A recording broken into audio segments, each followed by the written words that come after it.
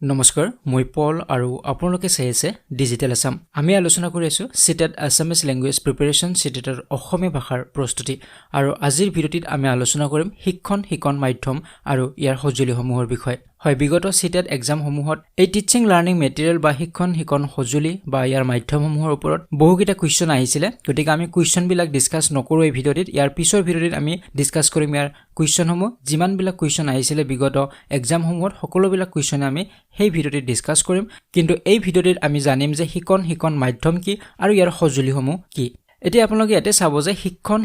মাধ্যম বুলি কৈছে আৰু সঁজুলি সো মাধ্যম বেলেগ আৰু সঁজুলি বেলেগ এতিয়া আমি যেতিয়া ভাষা এটা শিকো বা যিকোনো সাবজেক্ট এটা আমি যেতিয়া শিকিম তাৰ কিছুমান মাধ্যমৰ জৰিয়তে বা যিকোনো কথা আমি যেতিয়া শিকিম তাৰ কিছুমান মাধ্যম থাকে শিকাৰ হয়তো আমি এটা কথা শুনি শিকিব পাৰো নহয়তো দেখি শিকিব পাৰো বা কেতিয়াবা শুনা আৰু দেখা দুয়োটাৰ মাধ্যমতে আমি শিকিব পাৰো গতিকে এটো হৈছে মাধ্যম আৰু এই মাধ্যমবিলাকত কিছুমান সঁজুলি ব্যৱহাৰ কৰা হয় যেনে ধৰক দেখি শিকাৰ ক্ষেত্ৰত আমি ব্ল্যাকবোৰ্ডত কিবা লিখি দিছে হেতু চাই শিকিব পাৰো মেপখন চাই শিকিব পাৰো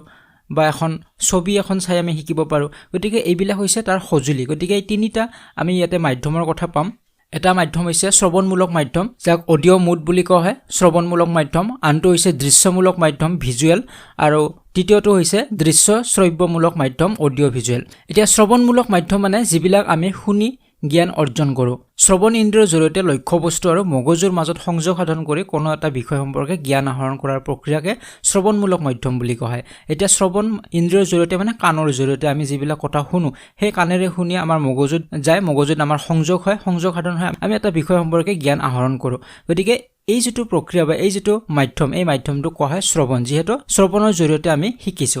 দ্বিতীয়টো হৈছে দৃশ্যমূলক মাধ্যম যে ইয়াতে দৰ্শনৰ জৰিয়তে আমি চকুৰ জৰিয়তে আমি চাই আমাৰ হেতু সংযোগ হয় মগজুত আৰু তাৰ পিছত আমি এটা জ্ঞান অৰ্জন কৰিব পাৰো এই যেটো প্ৰক্ৰিয়া ইয়াক কোৱা হয় দৃশ্যমূলক মাধ্যম বা ভিজুৱেল বুলি কোৱা হয় কাৰণ ইয়াতে আমি চকুৰ জৰিয়তে দৃশ্যৰ জৰিয়তে বা দৰ্শনৰ জৰিয়তে আমি এটা কথা শিকিব পাৰো আৰু 3 নম্বৰটো হৈছে দৃশ্য শ্ৰব্যমূলক মাধ্যম ইয়াতে দুটাই থাকে শুনাও থাকে আৰু দেখাও থাকে সেইকাৰণে অডিও আৰু ভিজুৱেল দুটাই ইয়াতে থাকে শ্ৰৱণ আৰু দৰ্শনৰ জৰিয়তে আমাৰ মগজুৰ লগত সংযোগ সাধন হয় আৰু এটা বিষয় আমি জ্ঞান আহৰণ কৰিব পাৰো গতিকে ইয়াক কোৱা হয় দৃশ্য শ্ৰব্যমূলক মাধ্যম বুলি গতিকে নিশ্চয় আপোনালোকে বুজিব পাৰিছে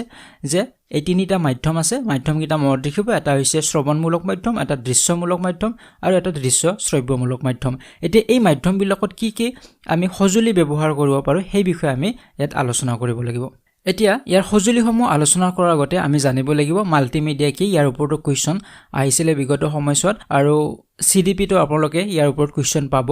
ল্যাঙ্গুৱেজতো আহে ইয়াৰ ওপৰত কোৱেশ্চন আৰু CDP তো ইয়াৰ ওপৰত কোৱেশ্চন অহা দেখা যায় এতিয়া চাওক মাল্টিমিডিয়া হৈছে যোগাযোগৰ ক্ষেত্ৰত নতুবা কোনো এটা বিষয় প্ৰকাশৰ ক্ষেত্ৰত যদি এটাতকৈ অধিক মাধ্যম যেনে শ্ৰৱণমূলক দৃশ্যমূলক বা দৃশ্য শ্ৰব্যমূলক ব্যৱহাৰ কৰা হয় তেনেহলে তাক মাল্টিমিডিয়া বুলি কোৱা হয় এতিয়া কিবা এটা বস্তু আমি শিকিব লাগে বা কোনোবা এটা বিষয় আমি শিকিব লাগে এই শিকাৰ ক্ষেত্ৰত তাত যদি শ্ৰৱণমূলক ব্যৱহাৰ কৰা হৈছে কিন্তু তাৰ লগতে দৃশ্যমূলকও ব্যৱহাৰ কৰা হৈছে তেনেহলে তাক কোৱা হ'ব মাল্টিমিডিয়া বুলি এটাতকৈ বেছি মাধ্যম ব্যৱহাৰ হ'ব লাগিব অকল যদি শ্ৰৱণমূলক হয় তেনেহলে তাক মাল্টিমিডিয়া বুলি নকয় কিন্তু শ্ৰৱণমূলকৰ লগতে যদি দৃশ্যমূলকও মাধ্যম ব্যৱহাৰ কৰা হয় শিকাৰ কাৰণে তেনেহলে হেতু কোৱা হ'ব মাল্টিমিডিয়া গতিকে এটাতকৈ বেছি হ'ব লাগিব দুটা হ'ব পাৰে বা তিনিটা হ'ব পাৰে যদি এটা বিষয় শিকাওতে তাত টেপ ৰেকৰ্ডাৰৰ ব্যৱহাৰ কৰা হৈছে কম্পিউটাৰৰ ব্যৱহাৰ কৰা হৈছে বা ব্ল্যাকবোৰ্ডৰ ব্যৱহাৰ কৰা হৈছে তেনেহলে আমি তাক মাল্টিমিডিয়া বুলি ক'ব পাৰিম কাৰণ তাত শ্ৰব্য মাধ্যম দৃশ্য মাধ্যম আৰু শ্ৰব্য আৰু দৃশ্য মাধ্যম গোটেইকেইটা মাধ্যমৰে ব্যৱহাৰ কৰা হৈছে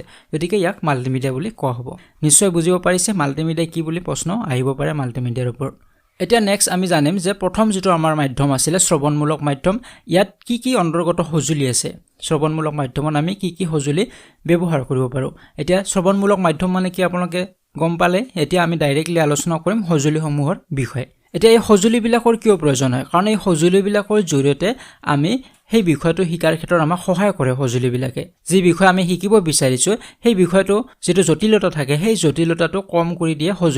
সঁজুলিবিলাক যদি ইউজ কৰা নহয় তেনেহলে সেই বিষয়টো শিকাৰ ক্ষেত্ৰত আমাৰ যথেষ্ট টান হ'ব গতিকে সেইভাবে ইয়াতে কিছু সঁজুলি ব্যৱহাৰ কৰা হয় এতিয়া শ্ৰৱণমূলক সঁজুলিবিলাকৰ ভিতৰত হৈছে যেনে অনাতাঁৰ যন্ত্ৰ বা ৰেডিঅ' বুলি কোৱা হয় এতিয়া ৰেডিঅ'টো আমি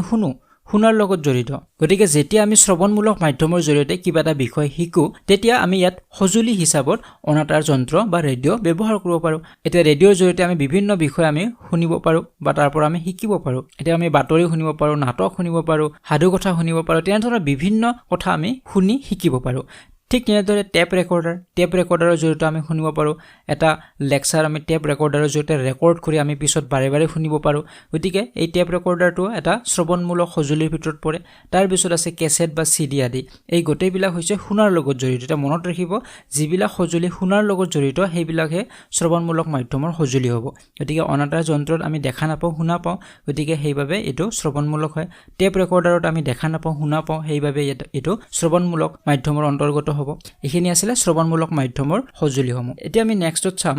দৃশ্যমূলক মাধ্যমৰ অন্তৰ্গত কি কি সঁজুলি আছে এতিয়া আপোনালোকৰ মনত নিশ্চয় আছে যে যি বিষয় আমি চকুৰে চাই শিকিব পাৰো বা দৰ্শনৰ জৰিয়তে আমি শিকো সেইটো হৈছে দৃশ্যমূলক মাধ্যম এতিয়া এই মাধ্যমৰ অন্তৰ্গত বা এই মাধ্যমত যেতিয়া এটা বিষয় শিকা হ'ব তেতিয়া তাৰ সহায়ক হিচাপে কিছু সঁজুলি ব্যৱহাৰ কৰা হয় সেই সঁজুলিসমূহ কি কি যেনে ফলক আমি সৰুৰ পৰা ব্যৱহাৰ কৰি আহিছো ফলক চক পেন্সিলেৰে লিখিব পৰা ফলক যিখন ব্ল্যাকবোৰ্ড সেই ব্ল্যাকবোৰ্ডটো এটা দৃশ্যমূলক মাধ্যম তাৰপিছত ফ্লেনেল কাপোৰ ফলক ইয়াতে কাপোৰত লিখা হয় গতিকে এইটোও এটা দৃশ্যমূলক মাধ্যম চুম্বকীয় ফলক এইখনো এখন বৰ্ডে হয় ইয়াতে চুম্বকৰ জৰিয়তে বিভিন্ন মেটেৰিয়েলসমূহ বিভিন্ন ছাত্ৰ-ছাত্ৰীসকলক বুজাবলগীয়া বিষয়সমূহ বা তাৰ কাগজৰ টুকুৰাসমূহ চুম্বকৰ জৰিয়তে ইয়াত ফিক্স কৰা হয় গতিকে এইটো হৈছে চুম্বকীয় ফলক ঠিক তেনেদৰে ঘোষণা পত্ৰ আছে যেটো বুলেটিন বোৰ্ড বুলি কোৱা হয় বা আমি নোটিছ বোৰ্ড বুলিও ক'ব পাৰো গতিকে সেই নোটিছ বোৰ্ডখনতো আমি দেখা পাওঁ এইটো শুনা পোৱাৰ লগত জড়িত নহয় গতিকে এইবিলাক হৈছে দৃশ্যমূলক মাধ্যম প্ৰাচীৰ পত্ৰিকা যেটো আমি ওয়াল ম্যাগাজিন বুলি কওঁ সকলোবিলাক স্কুল কলেজত উপলব্ধ প্ৰাচীৰ পত্ৰিকা গতিকে তাত আমি প্ৰতিভা বিকাশ কৰিব পাৰো ল'ৰা-ছোৱালীবিলাকৰ গতিকে প্ৰাচীৰ পত্ৰিকাটো আমি শুনা নাপাওঁ অকল দেখা পাওঁ ছাত্ৰ-ছাত্ৰীসকলে কি লিখিছে লিখনিবিলাক আমি দেখিব পাৰো গতিকে দৰ্শনৰ লগত জড়িত তাৰ পিছত আছে ফ্লেশ কাৰ্ড হৈছে সৰু সৰু কিছুমান টুকুৰা য'ত বিভিন্ন বিষয়সমূহ লিখা হয় বা এটা ষ্টৰীৰ মেইন যিবিলাক পইণ্ট আছে সেই পইণ্টবিলাক লিখি ছাত্ৰ-ছাত্ৰীসকলক দিয়া হয় আৰু সেইবিলাকক কোৱা হয় ফ্লেশ কাৰ্ড আৰু এই কাৰ্ডবিলাকৰ দেখাৰ লগতহে জড়িত গতিকে এই শব্দবিলাকৰ মনত ৰাখিব নামবিলাক মনত ৰাখিব পৰীক্ষাত এনেধৰণৰ প্ৰশ্ন আহিব পাৰে যে তলৰ কোনটো দৃশ্যমূলক মাধ্যমৰ অন্তৰ্গত সঁজুলি তেতিয়া আমি জানিব লাগিব বা এই নামসমূহ আমাৰ মনত থাকিব লাগিব গতিকে এইখিনি আপোনালোকে মনত ৰাখিব এইখিনি হৈছে দৃশ্যমূলক মাধ্যমৰ অন্তৰ্গত ইয়াত কেৱল আমি দৰ্শনৰ জৰিয়তে শিকিব পাৰো এই সঁজুলিবিলাকৰ জৰিয়তে আমি শুনিব নোৱাৰো এতিয়া হৈছে আমি 3 নম্বৰটোলৈ এটো হৈছে দৃশ্য শ্ৰব্যমূলক মাধ্যমৰ অন্তৰ্গত সঁজুলি দৃশ্য শ্ৰব্যমূলক মাধ্যম মানে হৈছে ইয়াতে আমি দৰ্শন আৰু শ্ৰৱণ দুটাৰ মাধ্যমত আমি শিকিব পাৰো তাত আমি দেখাও পাম আৰু শুনাও পাম গতিকে ইয়াৰ অন্তৰ্গত কি কি সঁজুলি আছে সেইসমূহ আমি চাই লৈছো যেনে মোবাইল ফোনটোৰ জৰিয়তে আপোনালোকে দেখিব পাৰিছে শুনিব পাৰিছে মোবাইল ফোনত যেনেদৰে মোৰ ভিডিওটো চাই আছে তাত আপোনালোকে স্ক্ৰীনত দেখিব পাৰিছে আৰু শুনিবও পাৰিছে গতিকে ইয়াতে যিমানবিলাক আপোনালোকে ভিডিওছ বিলাক চাব তাত সেইবিলাক আপোনালোকে শুনা আৰু দেখা দুটাই পাব গতিকে এটো হৈছে দৃশ্য শ্ৰব্যমূলক সঁজুলি ঠিক তেনেদৰে দূৰদৰ্শন আপোনালোকে ছবিও দেখা পাব আৰু শুনাও পাব গতিকে ইয়াত দৃশ্য আৰু শ্ৰব্য মানে দৰ্শন আৰু শ্ৰৱণ দুটাই থাকে গতিকে এটো হৈছে দৃশ্য শ্ৰব্যমূলক মাধ্যমৰ অন্তৰ্গত সঁজুলি তাৰ পিছত আছে কম্পিউটাৰতো আপোনালোকে শুনা আৰু দেখা দুটাই পায় গতিকে ইয়াৰ পৰা আৰু যথেষ্ট আছে উদাহৰণ গতিকে আপোনালোকে নামবিলাক দেখিলে নিজে ধৰিবই পাৰিব গতিকে মেইনলি আপোনালোকে মনত ৰাখিব দৃশ্য শ্ৰব্যত দুটাই থাকিব লাগিব দেখাও পাব লাগিব শুনাও পাব লাগিব আৰু দৃশ্যমূলক মাধ্যমত অকল আপোনালোকে দেখা পাব লাগিব তাত শুনা আপোনালোকে নাপাব গতিকে আপোনালোকে নিজে উদাহৰণবিলাক চালে গমে পাব যে এটো দৃশ্যমূলক হ'ব নে দৃশ্য শ্ৰব্যমূলক হ'ব নে শ্ৰব্যমূলক হ'ব এটো আপোনালোকে গমে পাব এতিয়া আমি আলোচনা কৰিম যে মাল্টিমিডিয়া প্ৰয়োগৰ যোগাত্মক দিশ কি যে এই যে মাল্টিমিডিয়া বিলাক প্ৰয়োগ কৰা হৈছে টেলিভিছনৰ জৰিয়তে শিকোৱা হৈছে বা কম্পিউটাৰৰ জৰিয়তে শিকোৱা হৈছে বা ব্ল্যাকবোৰ্ডৰ জৰিয়তে শিকোৱা হৈছে বা প্ৰজেক্টৰৰ জৰিয়তে শিকোৱা হৈছে এই যে মাল্টিমিডিয়া বিলাক ইউজ কৰা হৈছে ইয়াৰ যোগাত্মক দিশবিলাক কি ইয়াৰ ফলত আমাৰ কি লাভ হয় গতিকে সেইখিনি আমি চাই লৈছো শিক্ষাদান আৰু শিক্ষা আহৰণ সহজ কৰি তোলে যে আমি যেতিয়া শিক্ষা দান কৰিম যদি আমাৰ লেকচাৰ মেথডত শিকোৱা হৈ থাকে অকল লেকচাৰ দি থকা হৈছে কোনো টিচিং লাৰ্নিং মেটেৰিয়েল বা তাত ইউজ কৰা হোৱা নাই তেনেহলে কি হ'ব শিক্ষা দানটো যথেষ্ট টান হ'ব আৰু ল'ৰা-ছোৱালীবিলাক বৰ হৈ যাব গতিকে এই যে তিক্ততাখিনি দূৰ কৰাৰ ক্ষেত্ৰত সহায় কৰে এই মাল্টিমিডিয়া বিলাকে তাৰ ওপৰত টান বিষয়বিলাক সহজ কৰি তোলে এতিয়া ব্ল্যাকবোৰ্ড ব্যৱহাৰ কৰাৰ লগে টান বিষয়বিলাক তাত সহজ হ'ব মেপ বা এখন চাৰ্ট ব্যৱহাৰ কৰাৰ লগে টান বিষয়বিলাক তাত সহজতে বুজাব পৰা যাব বা এটা ভিডিঅ'ৰ জৰিয়তে যেতিয়া বুজোৱা হ'ব গ্ৰাফৰ জৰিয়তে বুজোৱা হ'ব বিষয়বিলাক সহজ হৈ যায় গতিকে শিক্ষাদান আৰু শিক্ষা আহৰণটো সহজ কৰি তোলে এই মাল্টিমিডিয়া বিলাকে তাৰ পিছত কোৱা হৈছে যে ছাত্ৰ-ছাত্ৰীৰ মনোযোগ আকৰ্ষণ কৰাত সহায় কৰে এতিয়া ছাত্ৰ-ছাত্ৰীসকলৰ মনোযোগ বিভিন্ন সময়ত নোহোৱা হৈ যায় এটাৰ পিছত এটা ক্লাছ কৰি আছে আৰু যাৰ ফলত ছাত্ৰ-ছাত্ৰীসকলৰ মনোযোগ নোহোৱা হৈ যায় প্ৰথম ক্লাছটোত যিমান মনোযোগ থাকিব লাহে লাহে ক্লাছত মনোযোগ কমি আহে ইয়াৰ কাৰণটো হৈছে কি সদায় একে মেথডত শিকাই থকা হৈছে প্ৰতিজন শিক্ষকে তেতিয়া তেওঁলোকৰ আকৰ্ষণ নোহোৱা হৈ যায় তাত যদি শিক্ষকে এনে ধৰণৰ মেটেৰিয়েল বিলাক ইউজ কৰে তেনেহলে সিহঁত এক্সাইটেড হয় শিকাৰ কাৰণে আগ্ৰহী হয় সিহঁতে সেই বিষয়টোৰ লগত ইনভলভ হৈ যায় যাৰ ফলত সিহঁতৰ এংগেজমেন্ট বাঢ়ি যায় আৰু সিহঁতৰ মনোযোগ সেই বিষয়টোত আকৰ্ষণ হয় গতিকে ছাত্ৰ-ছাত্ৰীসকলৰ মনোযোগ আকৰ্ষণৰ দি সহায় কৰে 3 নম্বৰত কোৱা হৈছে যে শিক্ষাদানৰ বাবে প্ৰয়োজনীয় বাতাবৰণ সৃষ্টি কৰে গতিকে শিক্ষা গ্ৰহণৰ বাবে ছাত্ৰ-ছাত্ৰীসকলক এটা বাতাবৰণ লাগে এটা পৰিৱেশ লাগিব সেই পৰিৱেশ উপযুক্ত পৰিৱেশতে ছাত্ৰ-ছাত্ৰীসকলে শিকিব পাৰে গতিকে এই মাল্টিমিডিয়া বিলাকৰ প্ৰয়োগে ছাত্ৰ-ছাত্ৰীসকলৰ মাজত এটা সুস্থ এটা বাতাবৰণৰ সৃষ্টি কৰে তাৰ পিছত কৈছে যে ভিন্ন দক্ষতা সম্পন্ন ছাত্ৰ-ছাত্ৰী থকা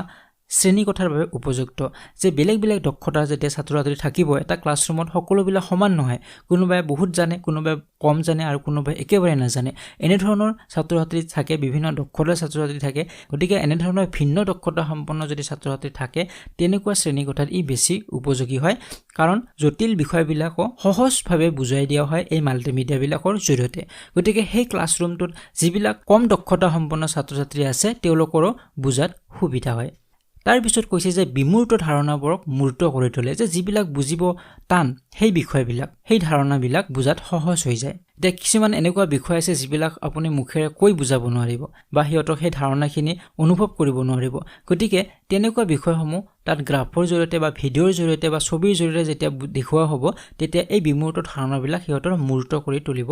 পাৰি আৰু তাৰ পিছতত কৈছে যে ই সময় আৰু শক্তি লাঘৱ কৰে ই কম সময়তে শিকাব পাৰে আৰু শক্তিও লাঘৱ কৰে কাৰণ সিহঁতক ছবি আৰু ভিডিঅ' হওক বা অডিঅ' হওক এইবিলাকৰ জৰিয়তে বুজালে সিহঁতে কম সময়তে আয়ত্ত কৰিব পাৰে এতিয়া আপোনালোকে যদি এইখিনি কথা যদি কিতাপত পঢ়ি যদি নিজে বুজিবলৈ চেষ্টা কৰিলেহেঁতেন বহুত সময় লাগিলহেঁতেন কিন্তু আপোনালোকে 5 মিনিট বা 10 মিনিটৰ ভিতৰতে কিন্তু বিষয়টো আপোনালোকে বুজিব পাৰিছে ভিডিঅ'ৰ জৰিয়তে গতিকে ভিডিঅ' হওক অডিঅ' হওক বা ছবি হওক এইবিলাকৰ জৰিয়তে ছাত্ৰ-ছাত্ৰীসকলে কম সময়তে শিকিব পাৰে আৰু বহুত বেছি শক্তিৰ প্ৰয়োজন নহয় গতিকে এই ভিডিঅ'টিত আমি এইখিনিলৈকে ডিসকাস কৰিলো টিচিং লাৰ্নিং মেটেৰিয়েলৰ বিষয়ে আমি আলোচনা কৰিলো এই ভিডিঅ'টিত আমি কোনো ধৰণৰ কোৱেশ্চন আলোচনা নকৰিলো ইয়াৰ পিছৰ ভিডিঅ'টিত ইয়াৰ ওপৰত যিমানবিলাক কোৱেশ্চন আহিছিলে বিগত পৰীক্ষাবিলাকত গোটেইবিলাক কোৱেশ্চন আমি ডিসকাস কৰিম গতিকে আপোনালোকে সেই ভিডিঅ'টি চাবলৈ একেবাৰে নপঢ়িব সেই ভিডিঅ'টি আপোনালোকে মিছ নকৰিব গতিকে আজিৰ ভিডিঅ'টি ইমানতে সামৰিছো যদি ভিডিঅ'টি ভাল লাগিছে লাইক আৰু শেয়াৰ কৰিব নপঢ়িব যদি প্ৰথমবাৰ চেনেলটি ভিজিট কৰিছে তেনেহলে চেনেলটি সাবস্ক্ৰাইব কৰক আৰু কাষতে থকা বেল আইকনটি প্ৰেছ কৰিবলৈ একেবাৰে নপঢ়িব